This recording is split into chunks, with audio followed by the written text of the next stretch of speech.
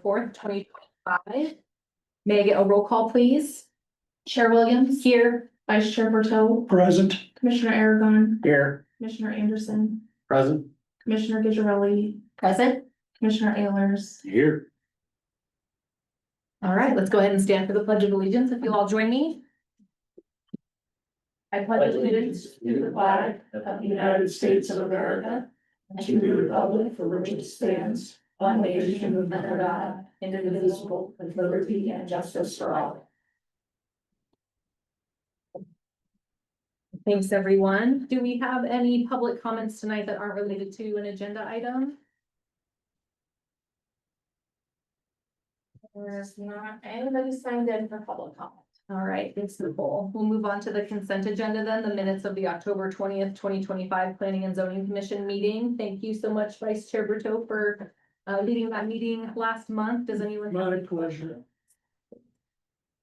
questions or comments? Now I entertain a motion to approve those. Go ahead. I'll make a motion to approve the minutes of the October 20th, 2025 Planning and Zoning Commission meeting as presented. Second. We have a motion from Commissioner Gizarelli, a second from Commissioner Berto. All those in favor? Aye. Any opposed? Sorry. All right, we'll move on. Does anyone have any conflicts of interest this evening relating to any of our agenda items? Hearing none, we'll move on to agenda changes. Director Centeno, do we have any agenda changes this evening? We do not have agenda changes. All right, let's get right into it then, gentlemen. This next item is a public notice action item, the Riverview Planned Unit Development Sketch Plan. Turn it over to Director Centeno to tell us a little bit more about this project. Thanks. Thanks for being here.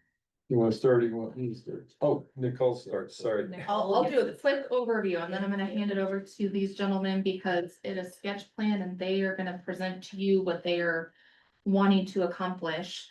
The Riverview sketch plan application includes the creation of 5 lots, which will be 4.09 acres of commercial, 6.09 acres of multifamily, and then 4.5 acres of parkland dedication and open space.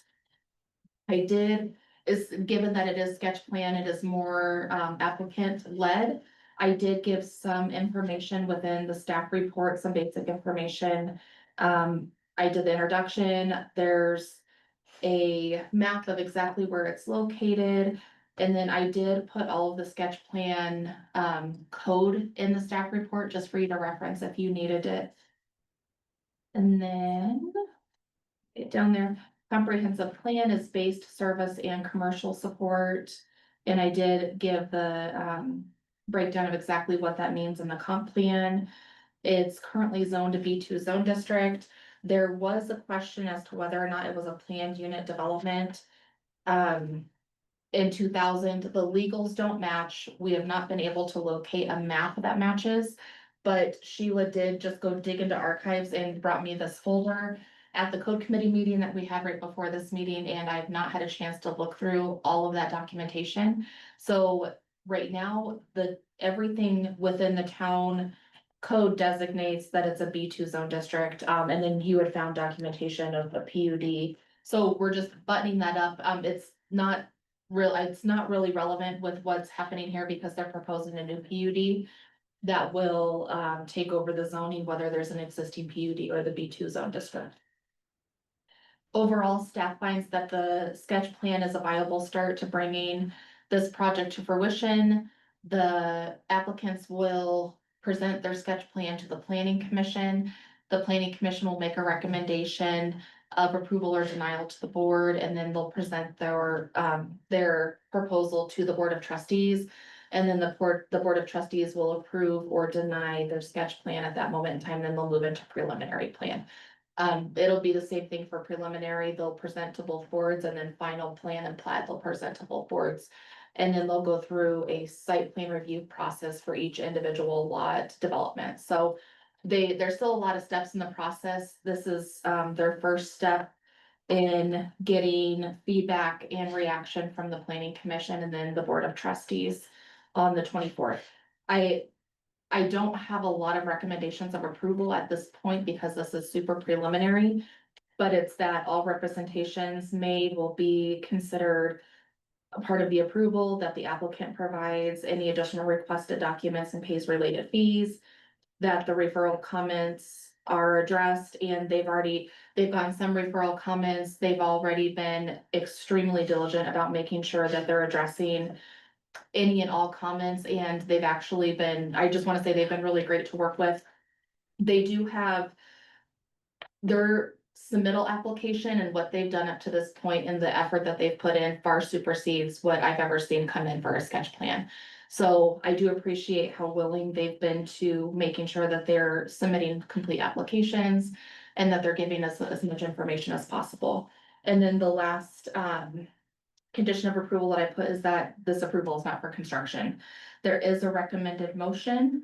And outside of that, I'm happy to answer any questions that you may have. Otherwise, I'd like to turn it over to the applicants and they can show you all the pretty pictures and exciting things that they're proposing. I do have a question.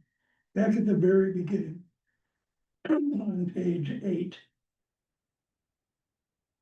The introduction, it says that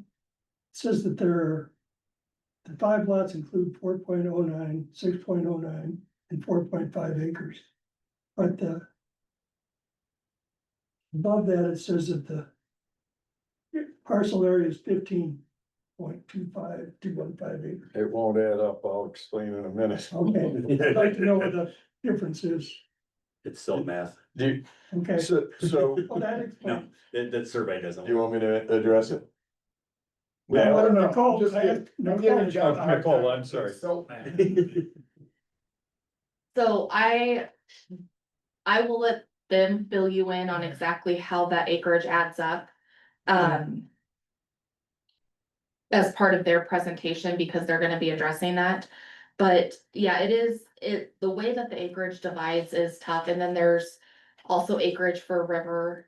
That is gonna be designated as part of that parkland, Okay. so. Yeah, I will let them further explain. They've dived into it deeper than I have. Very good. Yes. Thanks, Director Centeno. Does anyone Yes. else have any questions of staff before we turn it over to the applicant presentation? No? All right. Well, welcome, gentlemen. Thanks so much for coming in tonight. Thanks, thank you. Can you let me share screen? I will. So, I'm Matt Cunningham, and John and I have been working on this with Nicole and Jim really since February, I think. There was an application that was submitted September 4th a year ago by the prior contract holder. That never went anywhere. I think they realized that the magnitude of the project and the needs of the community were really, I don't wanna speak for them, but they basically said to me, we need someone who can get this done and has the experience to do it. So John and I got together. John's been in front of you multiple times recently with both the church and the Veterans Project. And John and I have been working together on this. We had been working on some workforce housing that my company provided the financing for.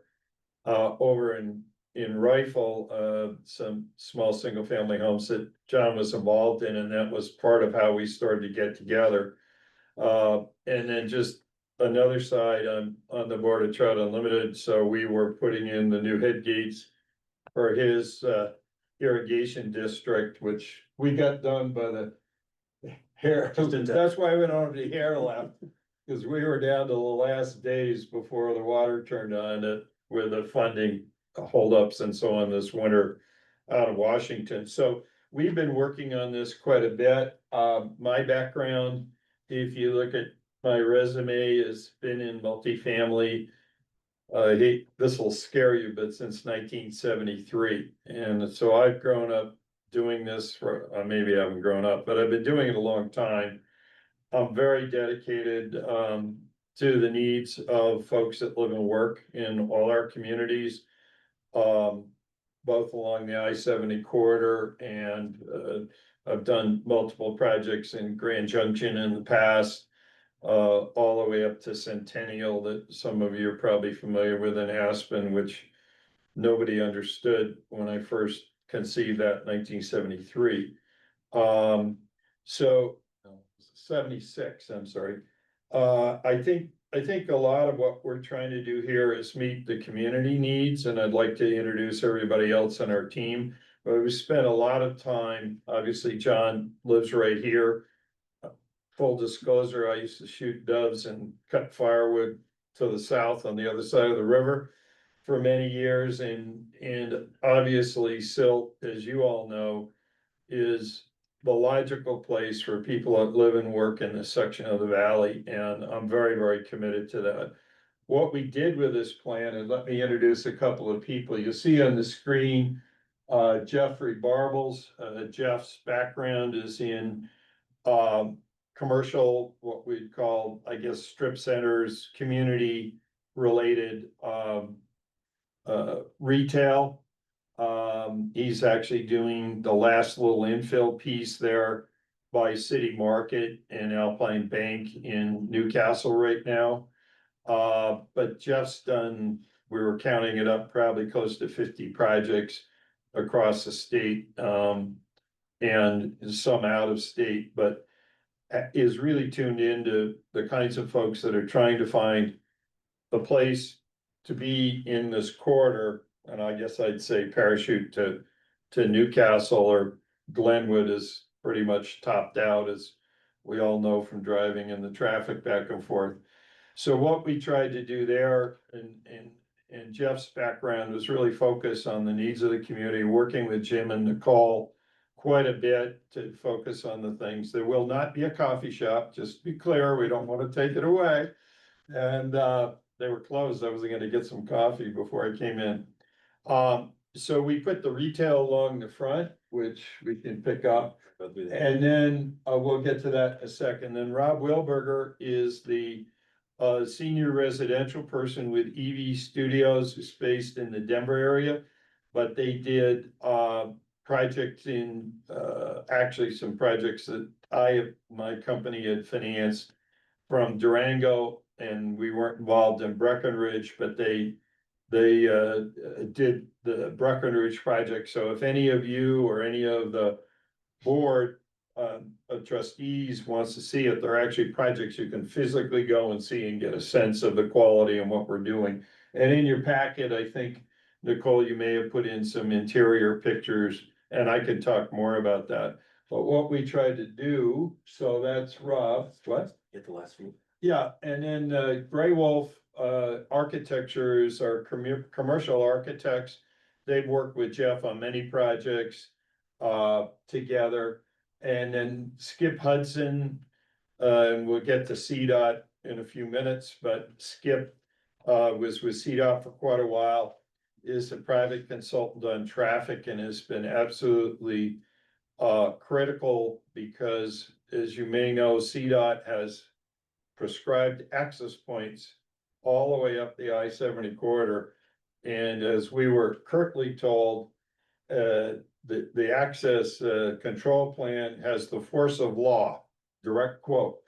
So Skip was very valuable. He's worked with a lot of the people at CDOT, some of the people he actually hired. So we were able to talk their language and understand what their sensitivities were. And then you probably know Travis and Anna Kaiser. I'll get to the survey when appropriate, but we brought Travis in and discovered quickly that the points to what you had asked, Michael, Travis called me and said, Mac, I think I know I found the right pins. One's off by 4 feet, one's off by 6 feet, and one's off by 21 feet. So that took a lot of coordination, which I can get into, but along as you probably know, the frontage road is controlled by CDOT. The town actually owns County Road 311 down to the bridge or over the bridge, Jim? To the bridge. To the bridge. To the bridge, which was key. And we'll get into circulation in a minute, but we were trying to balance out Excel, the CDOT right away, all these pins. And so the survey, the existing condition survey, we're very comfortable with, but it took a long time to work through it. John's got this picture up just to talk a little bit. You can see, obviously, the Holiday Inn at Camp Colorado will address the access points to that. And 1421 River Frontage is our property now. When you get into the closer survey view and everything, as Nicole said, there's a piece of the river that's in there, to your point, where the acreage is, part of the acreage is in the river. And we see some opportunities, obviously, with that. What were the other things? So any questions on that part before we get into our planning? Any Good. questions? Yeah, just to make sure I'm clear, the pins were ended up being in the wrong spot, so by the pins, you have less acreage than the legal description? Correct. So that would be corrected at some point in the PUD, I believe. So it's 14 something versus 15.14. So the legals are incorrect for what we actually have. Yeah, but you're Right. basing all the PUD on the fountain. And so Travis has done the correct, but that will be in the next phase, is that So we're not correct? only cleaning up the old PUD and subdivision, we're cleaning up the survey and CDOT Yeah. monuments and the whole 9 yards. None of it works out there, as you. So what we tried to do here to talk a little bit about it, first we dealt with CDOT by way of history. And you'll see the two entry points on your screens, both on the west and the east. The application before had the west access to the east. It's over here. And we were told very decidedly that will not happen. So what this has done by CDOT. So what this has is on the east side, when you go down to the Holiday Inn Express, that shows the footage, the width on our half, and the other half is on the Townsville wastewater access point, and that road comes down, and we can talk about where it will go in the future. On the west side, it's basically divided between, to the same width as the east side, between, Camp Colorado and ourselves, and Jim, you've been working with them on that point, correct? Little bit. So what we did is we had to conform to the access control plan and give Jim a call out. CDOT recognized the town had some say in how all this happened. So what we did from here was to create an environment where we could do circulation through the site to access all the retail shop space and the two pads, we'll call them on the, there you go, lots 1 and 2 are pads with drive-through. Lots 3 and 4 would be for an accountant, hairdresser, that kind of thing. Along those shop space, and we can show you the pictures. And then the Riverview Parkway is designed, and I will comment, the west side of the site is very, very tight. Dummy in the beginning thought that down where you see the island and the open space, that was an irrigation ditch. It's not, it's legally defined as part of the Colorado River. What we envision, you'll see a bridge below building B, is creating an environment which can hook up and make the island park part of the big picture for the future of Silk, which is hugely unique, and I'll get into why buildings are located where they are and so on. But the concept behind this was we needed the circulation.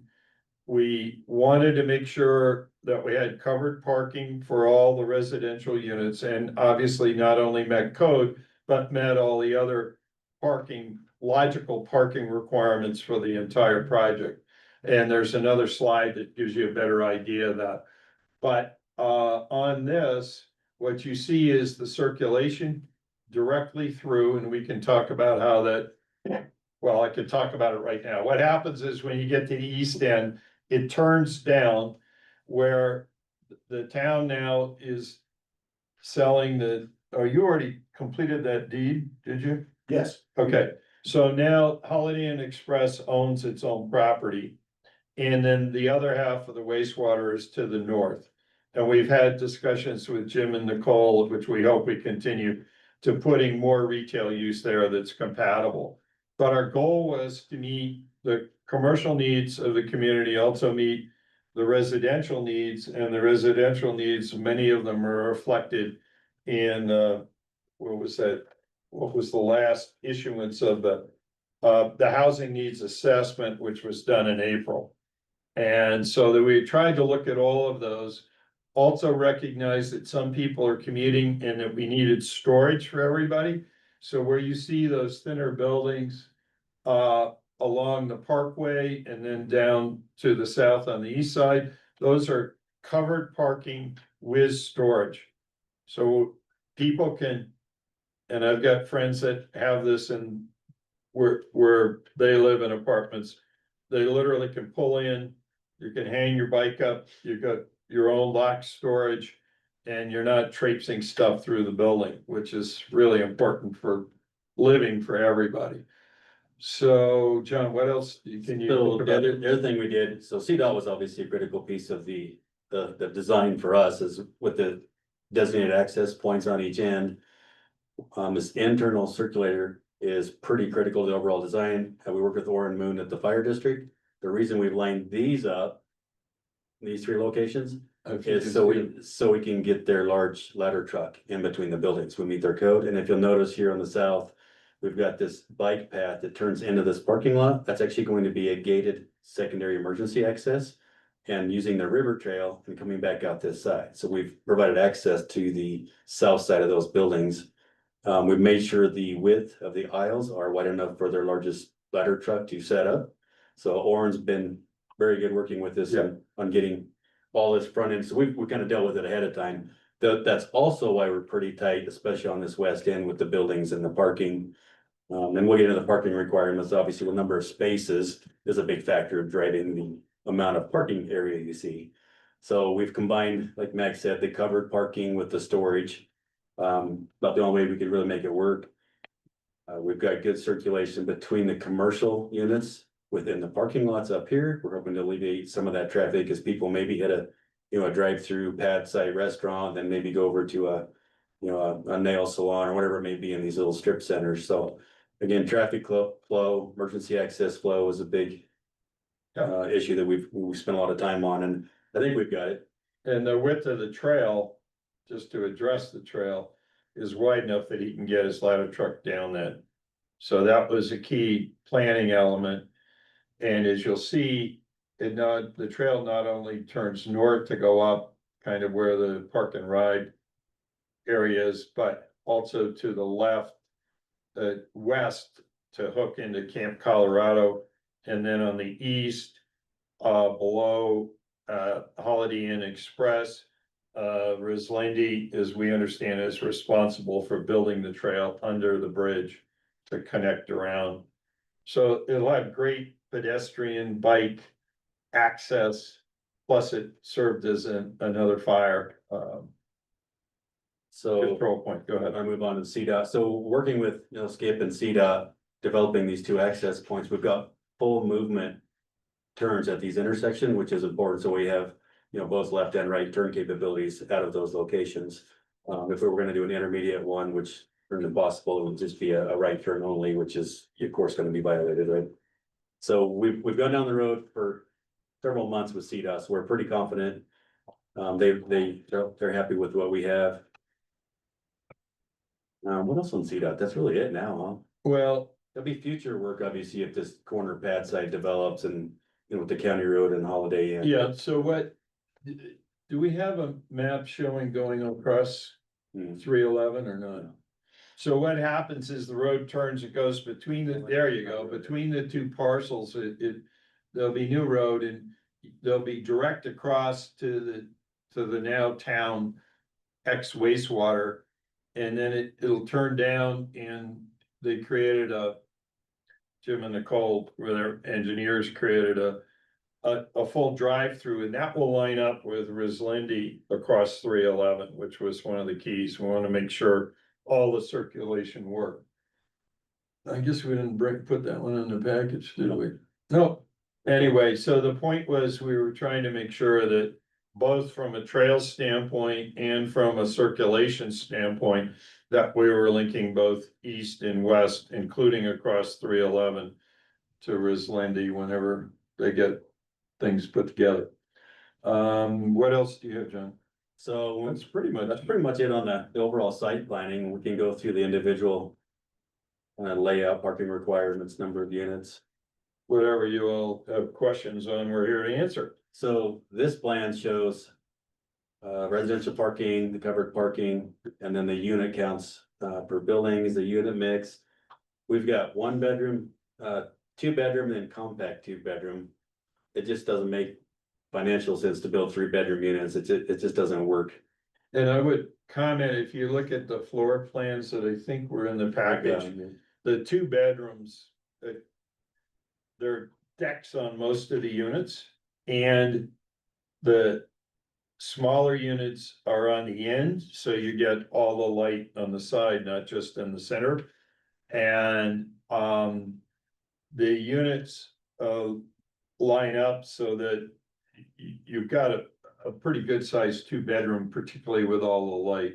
So you can see here the total building count, we've got 54 1 bedroom, got 108 2 bedroom units, The larger ones. and 36 of the compact 2 bedroom units, so total of 198 units with this design. You can see the percentage of unit mix here. Obviously the 2 bedroom, the larger one, is the most popular, the highest demand. Over here, this will give you an idea of number of carports with storage, and then just storage without carport, and then standard parking. And you can see it's color coded here, the units and the storage. This shows the storage areas maybe a little clearer, these dark kind of brown colors, those are all Storage storage with units. covered parking in front of them, over them. So we've got as many as we can fit in there. We've got a few over here. These around the building will all be open parking spaces. We've made a room for mailboxes. We've got compact car parking. Trash Here we enclosures, got a bunch of those. crosswalks. Little maintenance storage, trash enclosure down here. We'll go on to the next page. Any questions on parking or storage so far? I guess Didn't I get too carried away? Couple questions, just looking at your overall site plan. Biggest thing, it really don't look like we have much green space. I mean, no little parks or anything like that inside the. Well, that's what, the buildings and all that good stuff. I know that you're seeing the river on the other side. You know, but what are the, you know, I guess getting across to keep people uncomfortable crossing the bridge and just some of the, you know, just my thoughts, just initially looking at the overall site plan.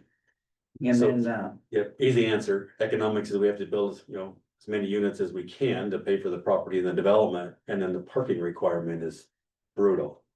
Yeah. That's what we've got to see if, asphalt out here is there's no way around the parking requirements, and as you all know, if we go less than the 2 spaces per unit, all of a sudden you got multiple people living in, two people in each bedroom, so you've got 4 cars, so we really didn't think, and we had lots of conversations with Jim and Nicole about this, we didn't think cutting the parking spaces was probably wise.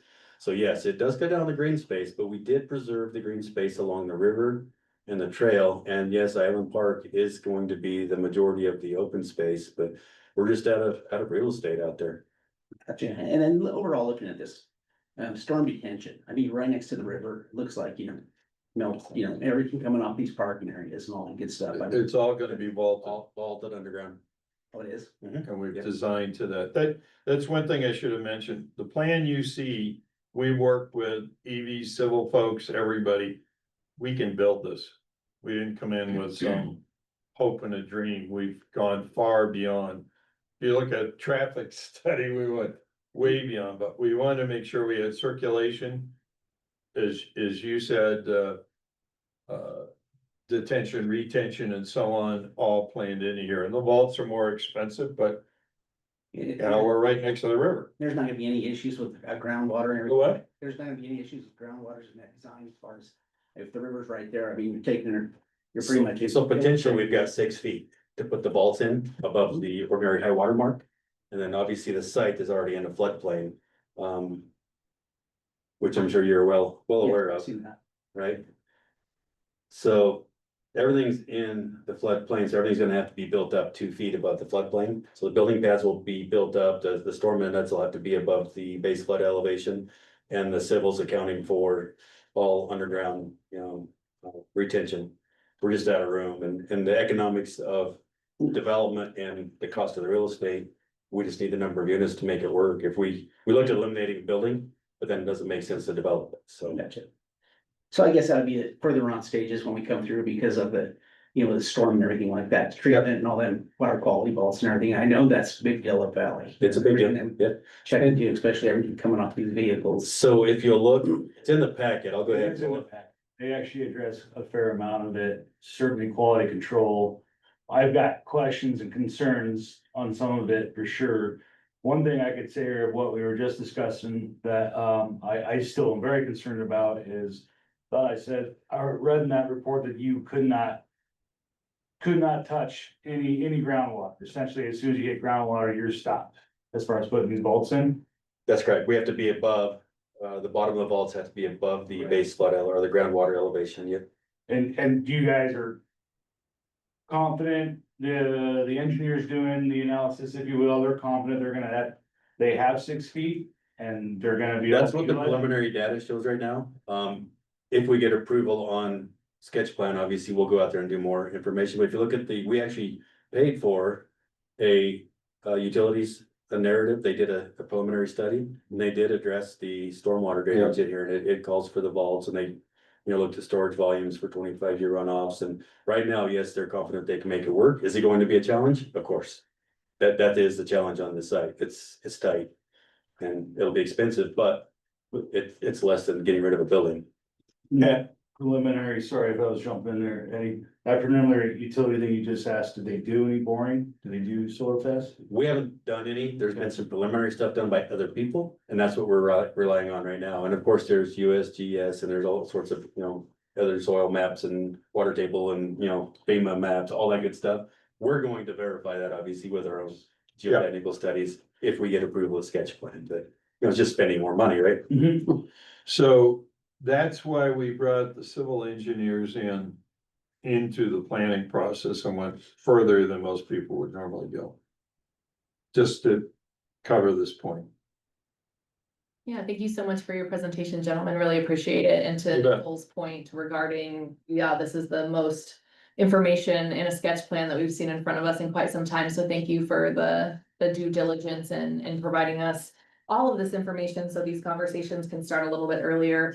I'll just remind my fellow commissioners, the sketch plan is so preliminary. And so I know some of the questions that we sometimes end up asking are maybe more applicable like later on down the process, but just like certain things that are on our minds. So thanks. And we for want bearing that with feedback, us. absolutely. Yeah. I mean, Yeah, I think stormwater- we'll let them get to, Yeah. further down and Yeah. then be like, hey, what about this? Yeah, I mean, Eddie's spot on. I mean, storm drainage is going to be the challenge on the site, but we've looked at that preliminarily and we evaluated, we think, Yeah. underground will work, but we'll have some more work to do. I know one Um, of the other questions that Eddie usually asks is about snow removal and where snow Yeah. will go, so I'll beat up to the punch and maybe bringing that up. So Guess what I did just- that. And I'm sure. Fire access, snow storage and stormwater plan. So we've actually accounted for all that already. And yes, it's a little tight. They're gonna have to be, push it to certain areas. On the ends of the buildings, ends of the parking lots, but that also makes logical sense is to shove all the snow to the ends, right? Yeah. And to the south. And to the south. So you can see, they showed the drive aisles, they show the snow storage. And then they're also gonna use this little strip out here by the XLD cell lines and, off the side of the frontage road for, stormwater retention and storage as well, so. And that's there, believe it or not, but it's never been maintained. It's just a mess. So that was part of the calculations. What else? And then if you look at the way we're looking at dividing this up, you can see the lot 5 is the residential. We've got the 4 commercial lots in the front. And then the open space and the PUD river, they're both open space, so we just separate them in case you wanna do something different with the park or the island at a later date. So that's what Nicole's talking about, cleaning up the PUD, and this is our answer to kind of making that all work. Let's just keep moving through these. So these are just concept drawings of what the commercial units could look like, especially pads 3 and 4, little strip centers with multiple tenants in it. Building elevations, and these are the elevations we plan on using, so we've gone down the road with floor plans and elevations, so pretty modern style. Broken up, we don't have everything in one surface, we've got multiple planes Right. out there, angles, we've got some good roof lines. Plus the balconies. And all the balconies, you can see all the balconies on there, especially along the riverside, will be nice. Couple different color schemes. Can you clarify something for me on the parking? It looks like, in these like steam drawings, there's a photo under awnings of what looks like sort of garage doors, but you were talking about carports. What is the covered parking situation exactly? So they're essentially carports, so Okay. they're open, they're covered, they have roofs, but they'll be open, they won't be garages, but the storage will be lockable. He didn't put the picture in that I have, but your fault. Not well. So when you drive in, the beauty is you're gonna have a 5x12 storage with a door. You'll be able to go in and put all your stuff in there, so it's not scattered all over. So does that help? So we're trying to we're trying to get as close as we can with circulation, fire and everything else to having a covered parking, assigned parking space with storage for each unit. We're close, not totally there, but close. Here, did that help? That does. Yeah, okay. So here's the floor plans, the 2-bedroom in the middle is the larger unit, and then the compact 2-bedroom here, so you can see. You know, the larger 2 bedrooms, they're separated on each side with the common living room, kitchen here, where the smaller 2-bedroom. Is all on one side with the shared bathroom, and then the kitchen living on the side. So these really are set up to be kind of separate living spaces with the shared common area. And then the 1-bedroom, of course, is just a little studio unit. And again, we've got the balconies, and the other piece is, you'll notice most of these are bedroom suites in effect. So. It's very livable space with good sized closets, and. I've been doing this a long time, and these have been built before, so they're a great, just livable design. Are There we these, go, there's some are interior. these units gonna be a modular construction? We're right into that right next, so That's cool. this is typical. What the interiors could look like, again, real modern, nice finishes. Not super high end, but we're not low end either, we're good, middle of the road. Finishes. Well, a little better. A little better middle of the road, we're middle to high end. There's a rendering from, the Riverside, Ellen Park, so there'll be nice looking buildings out there. And then.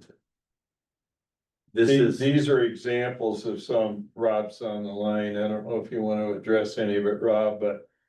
These are projects that have been built, as you can see. If you scroll, that's Clark. And they're great.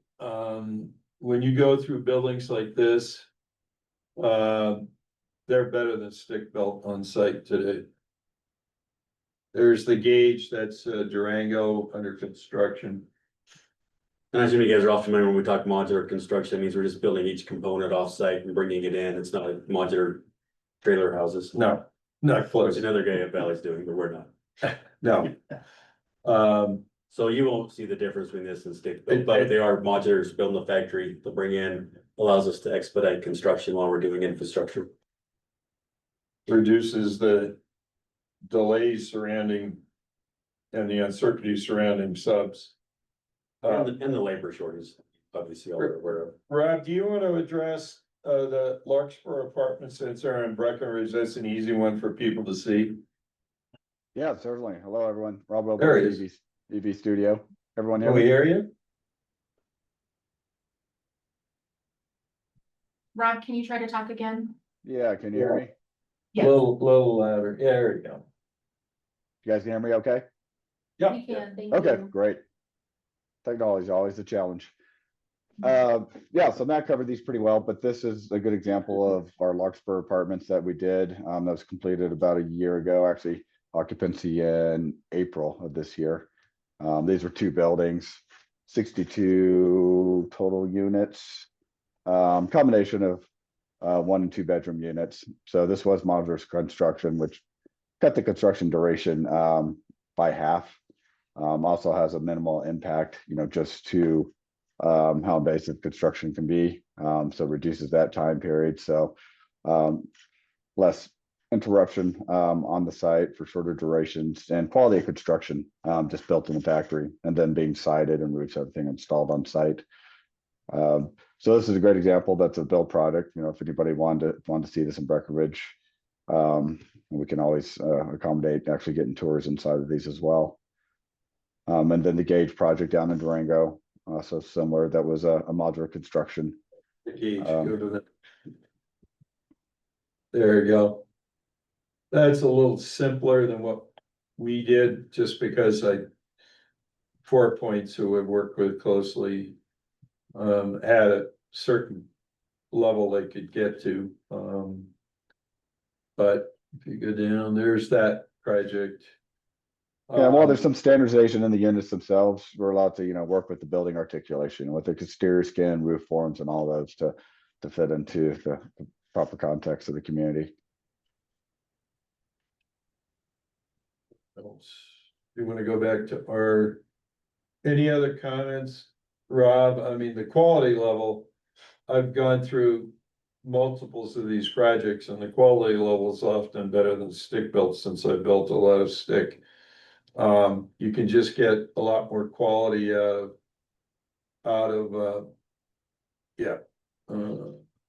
Quality control in the factory. Actually, there's some green aspects to it too, less waste. And then highly efficient building envelopes as well.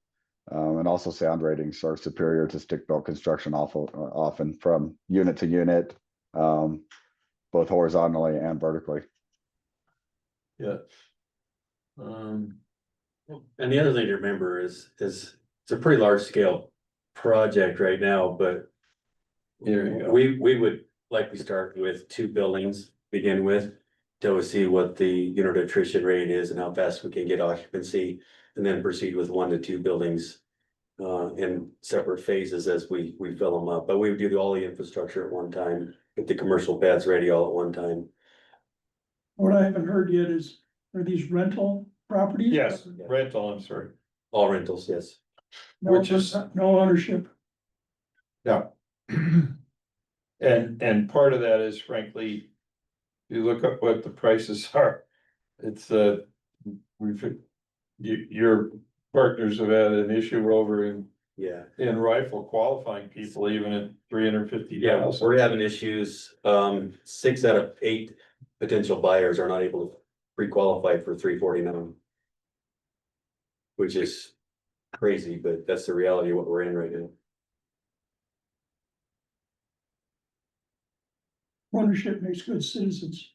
Agreed. But unless we get either wages higher, interest rates lower, it's hard to get people into these units, even at those price points. That's been a shocker for me over in Rifle. I mean, we provide financing, we not involved directly with the project, but have that percentage of people. So our goal on those rifle projects is we want as much home ownership as possible. We're not going to deed restrict it, but we're willfully trying to get owner occupied units on all of them. But we're having a real struggle getting people pre-qualified to buy them. Yeah. If we get interest rates down a couple points, obviously that will change, but it's just not the reality right now in the valley. By the same token, some of these other questions that have come ahead of me about parking, smokestack, drainage, et cetera. Yet, and by your own admission, you said it's a rather tight site, certainly building A at the west end. Yes. Is it possible that you're being a little bit too aggressive on the amount of commercial that you're putting in there, and that maybe this could be spread out a little bit more and had to give you some room for landscaping or other features to the buildings that would. Easy answer. Short answer is we would like to have more commercial because that's what pays for the development. I mean, you have to have a certain number of residential units, and even the commercial people we're talking to need employee housing, or their concern is where our employees going to live. Right. So they kind of drag both, but commercial's where the real money is. So we really need as much commercial space as we can. You don't think one of those buildings could be employee housing for the commercial? Oh, we're hoping a lot of it is, Yeah. absolutely, yeah. and then owned. Well, that's the way we have it set up now, we're just. In other words, It's a that single the one. commercial property would help finance those people who would like to purchase something. We haven't anybody expressed that interest yet, and we have not seen that model. In fact, most commercial, they want other developers to build the site and then they lease the property back. They don't like to have a lot I of mean, it's possible that the two pads, little one. the small drive-through pads would buy that lot with a building under the design standards. But we're working through that now because obviously, as we've talked about, it's a very tight site. Then there's also commercial where there is lodging above. Yeah, it's almost. The probability of financing that today, since that's our other company, exceptionally hard. Particularly here. I mean, if you're in an urban environment, people will deal with it, but what we're trying to do is build a profile from I-70, from town on the other side to I-70, have buildings that are architecturally interesting that help basically create the flow up to the residential buildings. I'm just guessing that Larkspur and Breckenridge is an employee housing type facility. They are, yeah. The Correct. Larkspur and Gage, yeah. They're workforce housing, right, Rob? That's correct. Yeah, I got a quick question. What's the maximum height on these housing? Where are we? Rob, what are we on this building now? I believe it is 42 feet, And the heights, 45 feet. Yeah, so we're 3 stories, so we'll be able to stay under that. 40 feet. Yeah, we have 40 40 feet. feet. You guys. Yeah.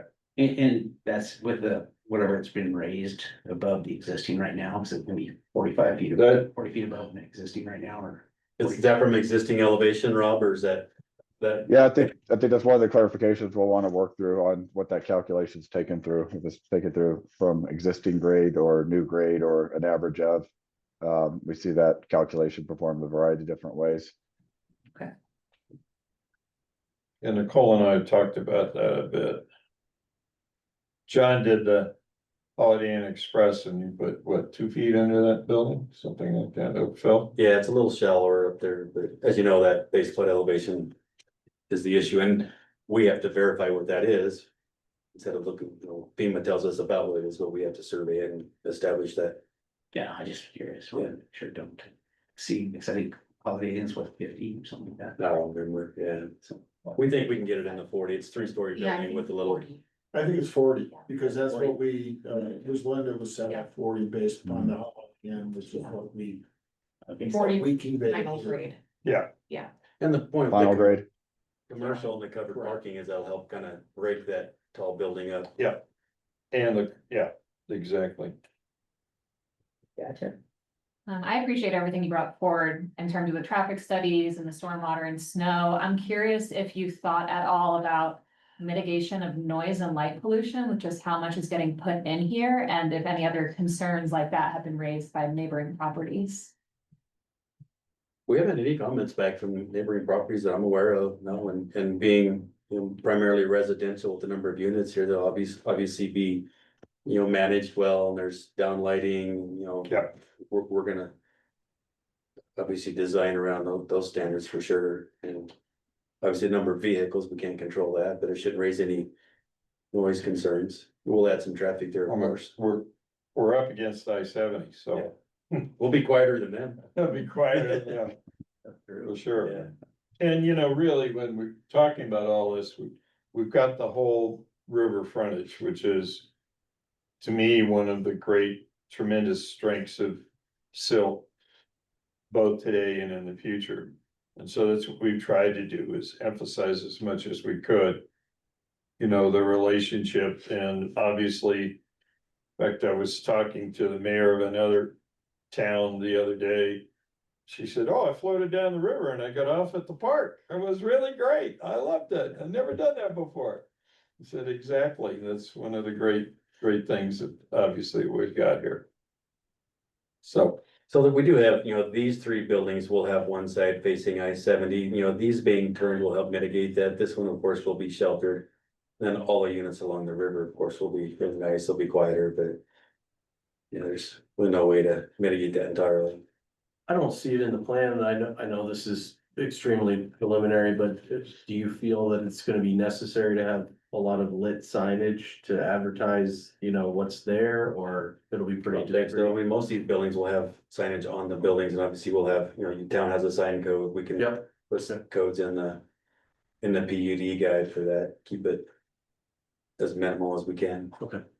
You don't want another Golden Gate sign? I mean, every time I'm in, like with that Target and the Petco. Oh, yeah, all no, that. it's overpowering. I can see Golden Gate from my house 2 miles away. Yeah. No, we really wanna mitigate it. I mean, the real purpose here is to build a residential community that, that's along the river, that connects to the river.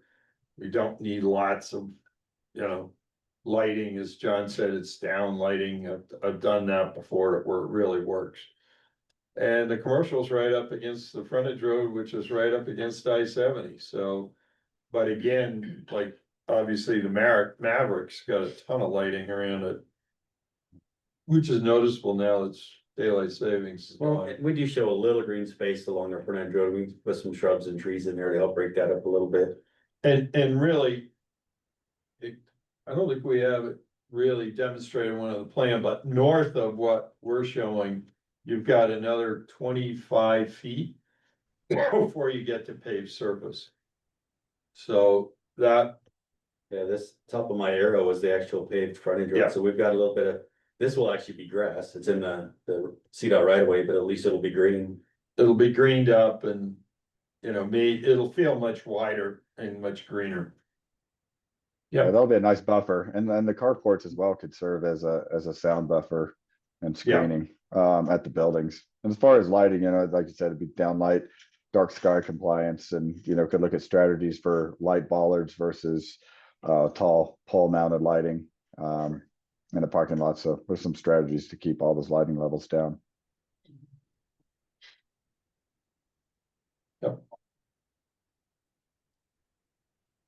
Okay, Did I read in there, the Island Park section, it will not be open to the public whatsoever, it'd just be the residents? I mean, no, I think we've envisioned this would be part of the town's overall circulation and public space. Absolutely. Now, I'm sorry, Jim. Go ahead.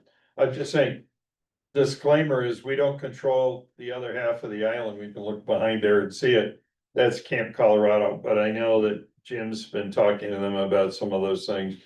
In my mind, this should be the beginning of a linkage of open space along the river. That to me makes the most sense. Hopefully, eventually, all the way across to the south side. But, we can only control the piece that we've gotten here. But our intention is to really make it very usable. Open space for the community.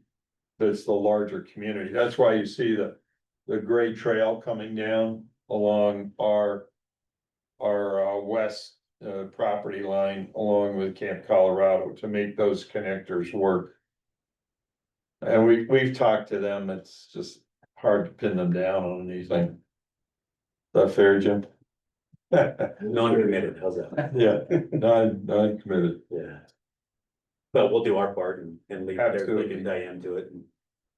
Hopefully have a trail all the way along there at some point. That's good, yeah, like I said, I thought I read in here very specifically that it was not going to be, so I'm glad to hear you say that. No, I didn't, I don't, did we ever say that? I'm Well, aware. that's to my knowledge. No, If it is, we'll change it. Yeah, I Okay. thought I saw something as well about Yeah. private access, but Wasn't our I intent. can't recall what Yeah. it was exactly. where'd that come from? I don't know. Was it late at night when I wrote that part? Anyway, no, the intent is to be part of the community.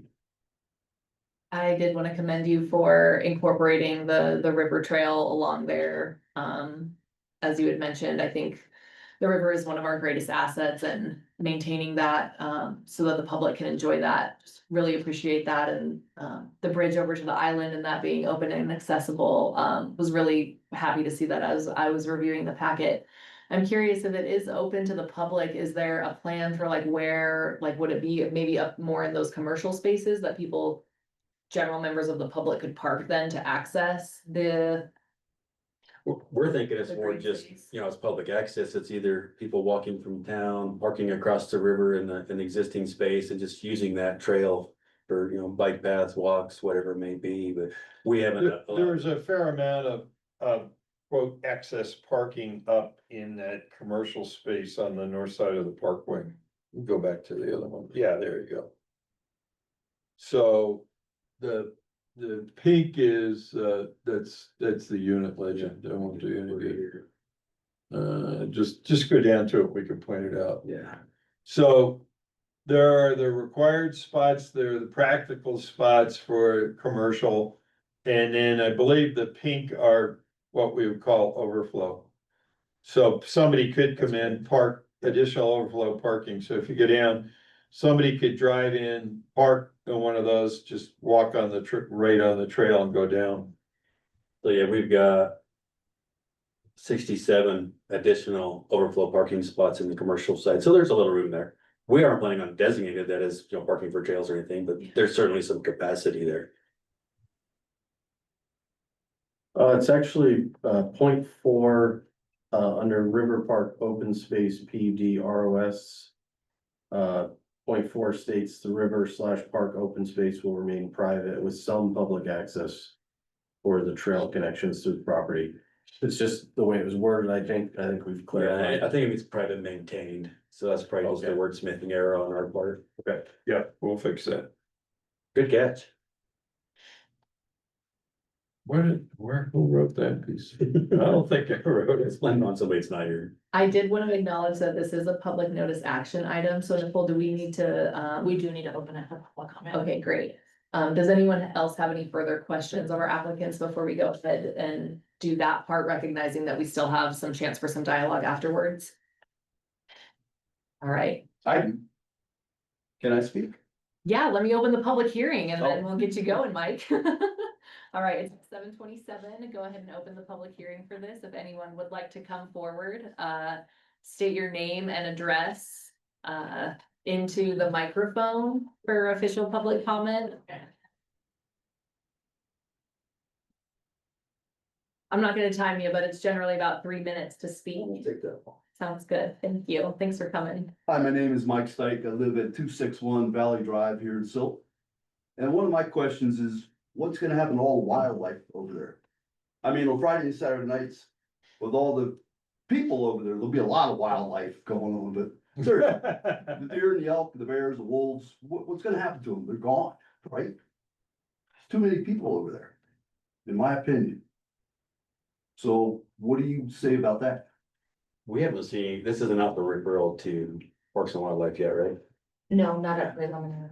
A lot of deer. We'll get that. Schedule going. Yeah, at preliminary, we'll get the referral comments from Parks and Wildlife and see what their comments are on that. Okay, cause I personally know there's a lot of deer over there.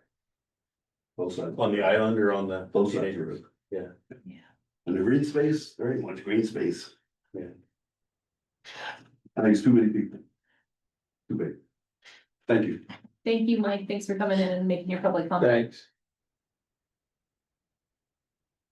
Do we have anyone else in the room or online that would like to make public comment? I believe everybody online is with the applicant and there's no raised hands and there's nobody else in chamber.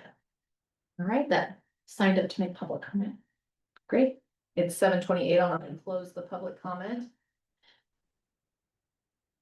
And we'll get back to discussing this application. Do any of my fellow commissioners have other questions? I know I have a couple, but I wanted to wait and make sure that you all had yours answered. I think the only other one I had out there was Camp Colorado. What is that zoned as? It's a commercial PUD. Is it PUD as well? Okay. That's it, and it's it for me. Great. I do have to say that when I first was looking at the packet and saw the density, my heart kind of fell a little bit. And I appreciate your comments regarding, you know, needing it to pencil out as a developer and kind of meeting the minimum standards that you need to have to come in here and to be able to pull this project off. And so I do want to recognize that. And you know, we're looking at a couple of parcels right now that are right in this area. The other one I think maybe has 240 units attached to it right now. And so I have some concerns about Silt's readiness for this project. And I think a lot about the pedestrian bridge that we have plans in the works to connect the north and the south side of the highway and the railroad tracks. I think about, I almost got in an accident this morning trying to get on I-70 where it's, the frontage road kind of connects on the south side right there on the on-ramp. There's kind of a four-way crazy stop. I don't know if any of my fellow commissioners kind of deal with that. And so thinking about adding another 198 units, which would pencil out to like several hundred more residents that, you know, would be getting on the highway at that time in the morning. Yeah, I have some concerns if Silt's as a town is really ready for a project of this density. And so I kind of wanted to just open that up for comment to see if any of my fellow commissioners were kind of feeling similar about that and how we might be able to kind of work with you all to address that. Yeah, I'll start. That's wrong. You have incredibly great points. I can agree with just about everything you said. But at the same token, I have to wonder like, what's the kickoff point that gets Silt starting to get ready for something like this? One might say this is putting the cart before the horse, but maybe we need the cart to know we need the damn horse.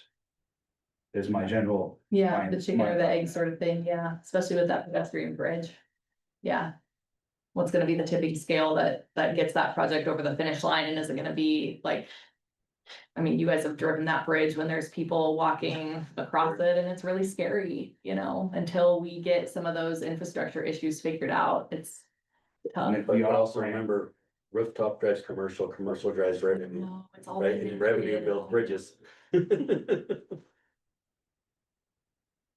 So yeah, cart before. You the bring horse. up a good point about that, you know, turning the other side of the river into, you know, with both of those projects going forward, that's a lot of people. And I don't know, is the town ever considered, you know, at some point, probably things like the roundabouts or the rotaries are gonna be necessary over there to manage the flow a little bit better, and there might need to be like a consequence of this project, and the other one could be that we actually need to look at our layout as far as how we're handling traffic and how 70 is, you know, how you're getting off and on of it. Yeah, getting off and on it. Yeah, we have had several internal conversations, Manager Man and I have, about eventually there's gonna need to be a roundabout at that intersection that Chair Williams was talking about. And what that looks like to make sure everybody contributes, whether we end up with a special district that the funding goes into for something like that coming to fruition when it needs to, but it is on our radar and something that we've been talking about. And then CETA also has their triggers of what's gonna trigger increased flow with redoing the overpass or what people have to pay into. Because right now, that's all CDOT right of way, they technically own all of it. So, but those are conversations that we've had the same concerns, so we're still having those conversations. I don't have an answer for you, but our minds have definitely been along the same mindset of eventually what's gonna have to happen to make this safe for everybody. I know you guys saw the packet in this massive traffic study that we paid for. They actually, CDOT doesn't have any concerns over that, the overpass or the on-ramps or off-ramps at this point with the number of ADTs we add with this development. Yes, it does add some traffic, but overall, it doesn't trigger any improvements to that area. Yeah. And that included both the commercial and the residential.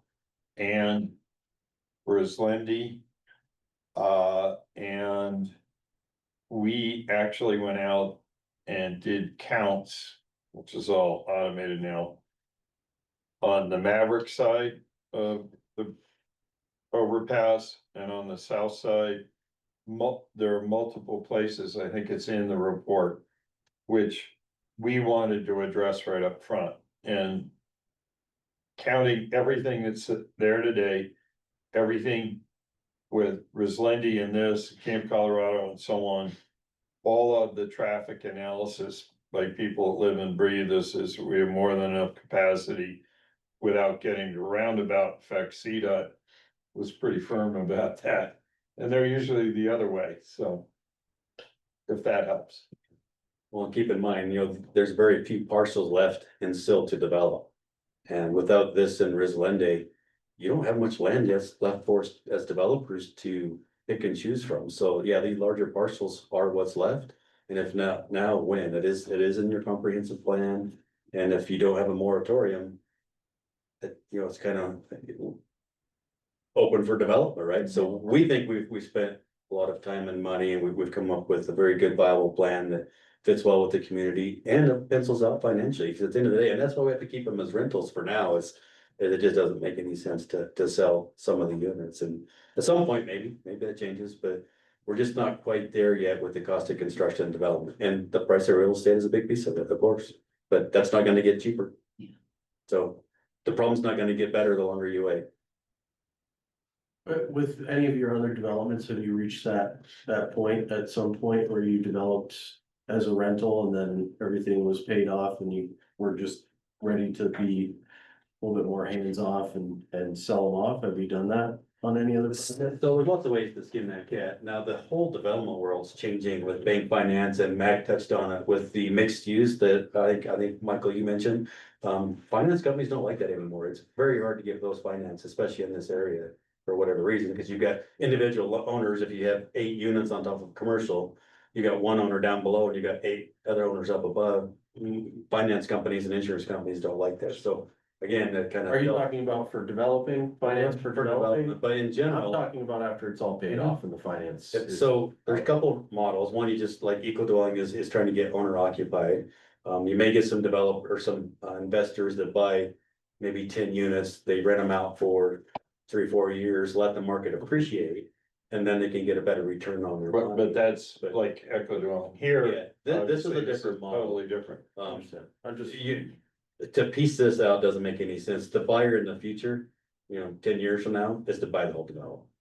Right? That's what they want to look at. Okay. Yeah, it's just doesn't, it's hard. It's a hard property to try to sell a piece at a time. And one of the other things that's happened is everybody's trying to secure some of the state funds, the Proposition 1, 2, 3. It's oversubscribed by 3 or 4 times. I talked to someone on a recent application. They're on their 3rd or 4th application to even get any of those funds to help keep the rents in line. It's just, we've got a huge housing crisis, and I think what's happening is Roaring Fork Valley is pretty much done. Eagle Valley's pretty much done. And people need a place to live. This is a great town and it's an incredible location, and in terms of traffic impact, it's far less than almost anywhere else on the north side, because you're not going to be driving through existing residential areas. So we've tried to anticipate the traffic thing, as I said in the very beginning. It was a lot of what we were doing, working with CDOT, talking to them, along with Jim and Nicole over what the trigger points were based on their experience across the region in terms of where these things would trigger a roundabout, et cetera. And they said there are plenty of techniques to minimize the impacts you were talking about. Yeah, I mean, I definitely want to commend you. It seems like you're aware of some of the concerns we've brought up with and it seems like you've addressed a lot of it up front. It is just it's a very impressive development, but it's a lot. I'm not saying anything negative, it's just, it is what it is. I understand Silt needs to grow, people need housing. You know, so I appreciate all the work you guys have done, Thank you. and it seems like it's, you know, being done with intent that aligns with the development of Silt and, you know, keeping the river accessible while growing. Right. Yeah. Well, remember, we're local, so we're not just gonna throw it up and dump it and run either, so Yeah. we wanna do something nice. I have one rule, and I can show you multiple projects I've done. I have one rule. I won't do anything unless I can stand on the curb 20 years from now and say I did that, period. And then I can show you things we've done where, you know, life's too short to do cut corners, period. Which is part of the reason we need fabrication off-site so that we aren't. I've got too many stories of, hey, we need you, Mr. Plumber here for, you know, the morning, and they go, what do you mean? No, you don't have time to drive over there and do it. Look at Eddie's laughing, because he is all the time. So we can build buildings, in my book, at a higher quality than we could if we could stick built today, because of all the demands from the Eagle Valley and the Roaring Fork Valley are just sucking people up there, and yeah, the quality level is something I can assure you. And we tried to, as you can see, do with the design. I mean, as Nicole said, we're really far beyond what most people would show, but we wanted to make sure we could do something that we know we can build. Yeah. Yeah. Sorry, I didn't mean to jump in. Fine, you're good. Think I'd just follow up with guys, I know you did all the traffic study and we've heard your point with CDOT several times. I just hope you understand where we're coming from. And I guess I can't speak for everyone, but just says CDOT says it's okay. Doesn't mean a thing to me, I'm sorry, but I don't wanna live in Denver. No. And CDOT said all that was just fine. So there's a balance we're trying to find here, or at least consider. And so I want you to at least respect where we're coming from on that. Absolutely. There's no way this isn't gonna be a traffic impact. Of course, yeah. So It will we definitely- gotta consider that and see what options are out there. And I'm not even saying that this doesn't work. That's not even close to where I'm at. I want you to know how I feel about it in that regard, because that's really one of my I biggest drive you issues. down every day, morning and night too, I get it, but end of the day, you have to have some growth, obviously, and we're saying Silt's ready for growth. Yeah. We would like to help address the housing problem.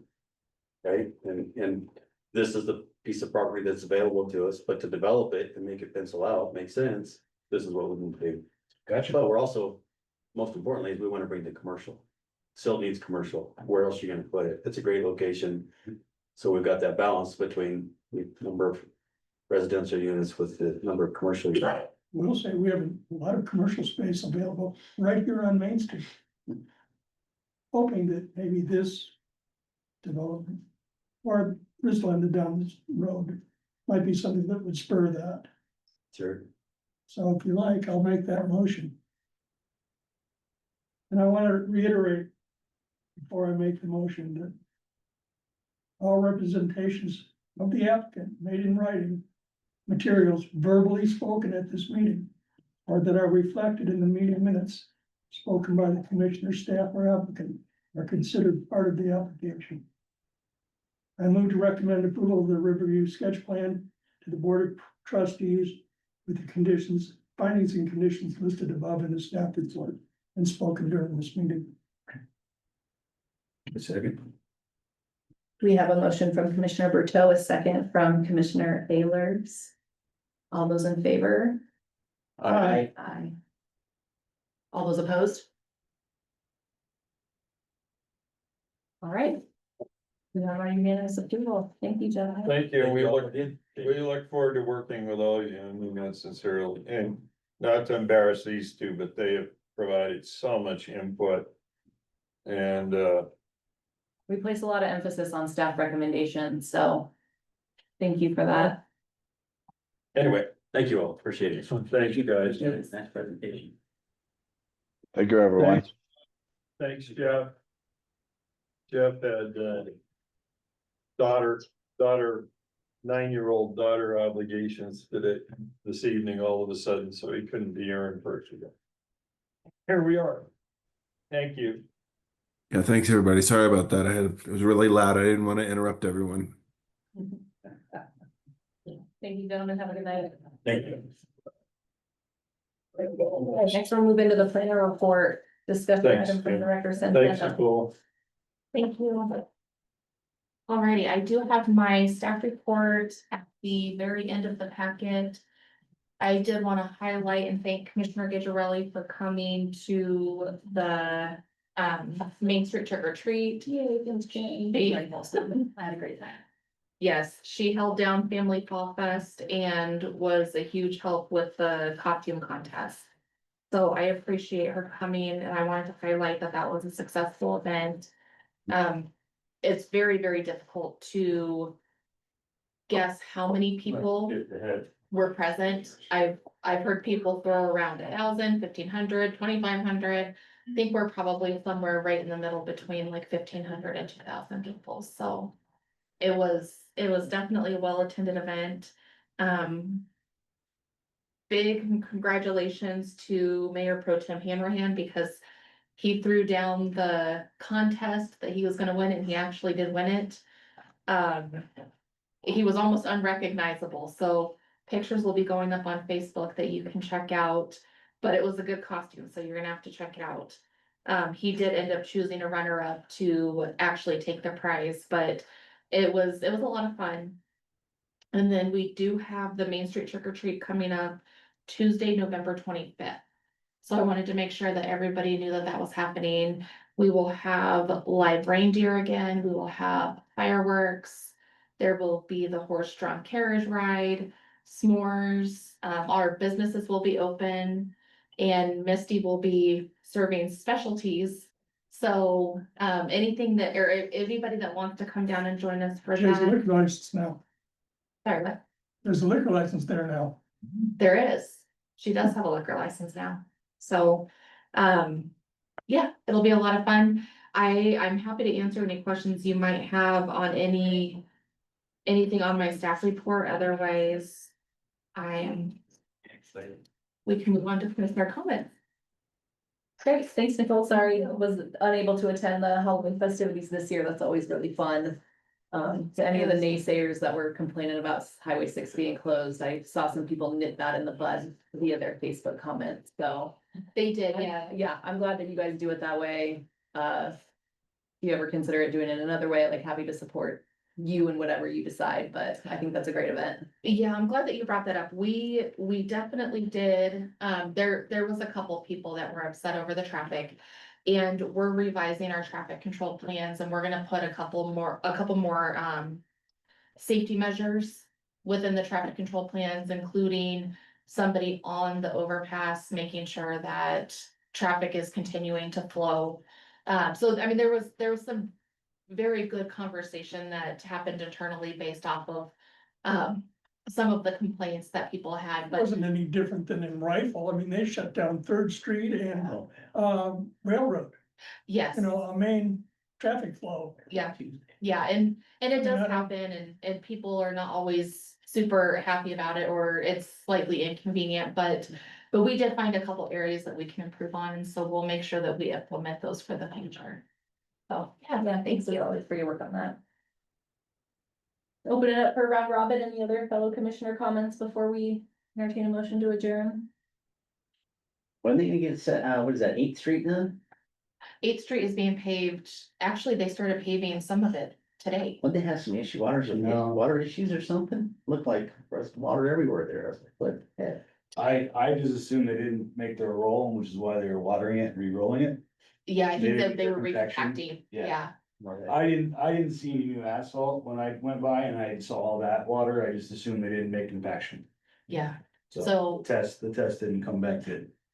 Yeah, I saw they were dumping, there was asphalt being dumped at the at the corner of Main and Eighth. So maybe they had to continue recompaction and then they were supposed to completely have it paved by Thursday. So we're working on it. It'll be open by, the tree lighting, which will be helpful for that traffic. Well, and asphalt plants, you got about a week left. I was gonna say, I don't have- Yeah. I had a question about all that dirt that's up by the, horseshoe pits. Where did that come from? That came from Community Park. So it's Oh, okay. temporarily being stored up there. Oh, okay. Yes. And then it's like going back over there or? Mhm. Oh, Yeah, it'll okay. go back over there. Okay. Yes. Drove over I think there. there were some major complaints from the disc golfers, because you went right through Oh, right through one. That- There is, you essentially removed the hole from it. I Should take it will- as a challenge instead of. Right. Play the like, field. hill when you're up Play there. it through. Yep. Yeah, I'll bring that up to Director Lundin and see if there's any possibility to remedy that. Otherwise, we're coming up on the colder months, so Yeah. it may just have to. Do you anticipate that it'll be there through the winter?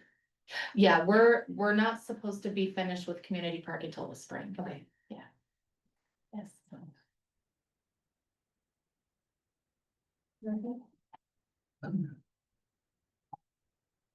Who's gonna do it? I motion to adjourn.